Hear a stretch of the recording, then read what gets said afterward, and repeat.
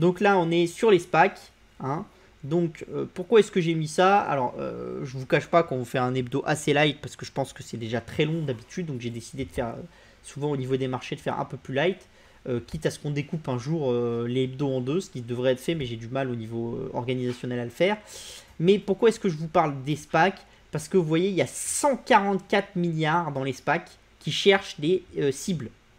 Et donc ça, c'est considérable. Pourquoi? Parce que ça veut dire que tous ceux qui vous disent oui, le marché peut s'effondrer demain, bah c'est pas vrai. Pourquoi? Parce que vous avez deux acteurs qui sont gorgés de cash, les fonds de private equity, les SPAC, et que donc forcément, si les actions commencent à trop descendre, vous aurez des gens dans les SPAC et vous aurez des gens dans le private equity qui vont être intéressés dans le rachat des sociétés. Et donc tant que la confiance est là, tant qu'on n'est pas comme en 2008 avec un système du financier qui est sclérosé et qui est bloqué par une vraie peur, ou comme en 2011 avec une vraie peur d'effondrement de la zone euro, et ben à ce moment-là, vous allez toujours avoir des gens qui vont vouloir investir, qui vont vouloir faire des choses. Sachant qu'en plus, structurellement, les GAFAM et tous les gros acteurs sont devenus beaucoup plus gros qu'à cette époque qu'en 2008 et en 2011. Et donc ces gens-là aussi, ils ont la volonté de faire des acquisitions, de faire des choses.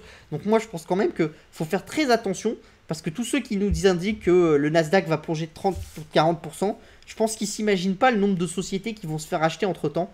Et donc il faut faire attention parce qu'à force, on commence à assécher le marché de manière considérable. Il y a beaucoup de belles valeurs qui ont été dans le private equity ces dernières années.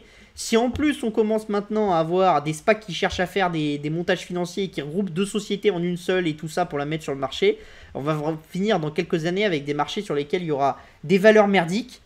Comme les valeurs AOK qu'on a sur Euronext, et puis quelques valeurs exceptionnelles qui se vendront ultra cher, et on n'aura plus de juste milieu, et ça sera un petit peu problématique pour la finance. Et donc voilà, c'était un peu la réflexion de ce soir.